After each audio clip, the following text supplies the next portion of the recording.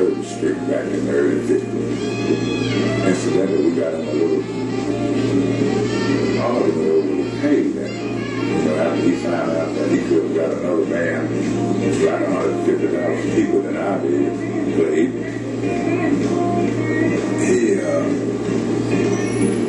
questioned me about it.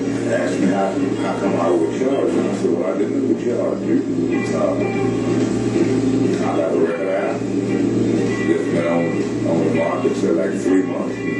I think I deserve the little extra that you claim I would charge. But he said, well, I'll see about that. Had my record snatched off of the ass. They wouldn't play it here because of some of the words in it were a little too, but I never did. That wasn't really the point. The point was that he fed out his overjoyed.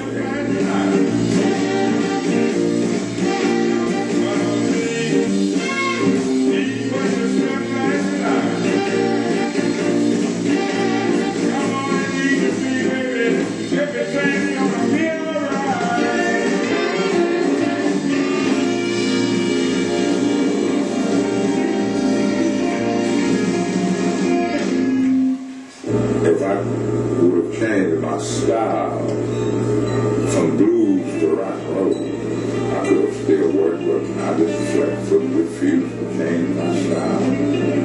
I really quit the change. Kind of like the old saying, that cigarette commercial. You rather fight than switch.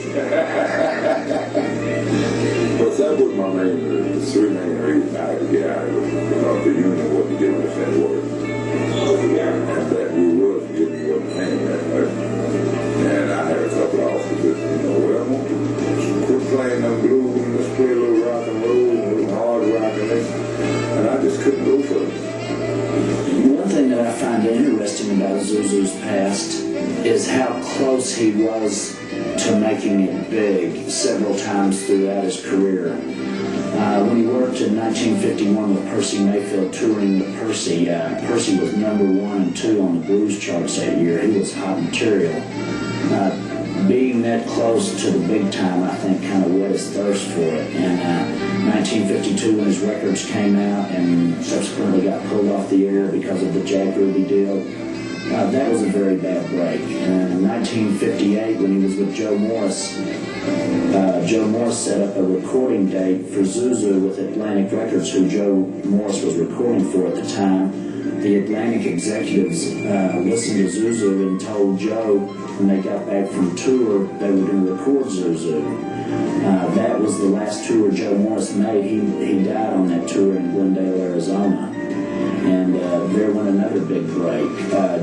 In '63, there was a big blues show going to Europe, and Zuzu had gone fishing that day. It was one of the big blues European tours that people still talk about with Jimmy Reed and Muddy Waters and some of those fellas. And Zuzu went fishing that day, and I guess you could say missed the boat to Europe. So his career has been plagued by small mishaps that if there would have been if there had been a left turn instead of a right turn, he might have been a big star today. We got over the hill now, I hope.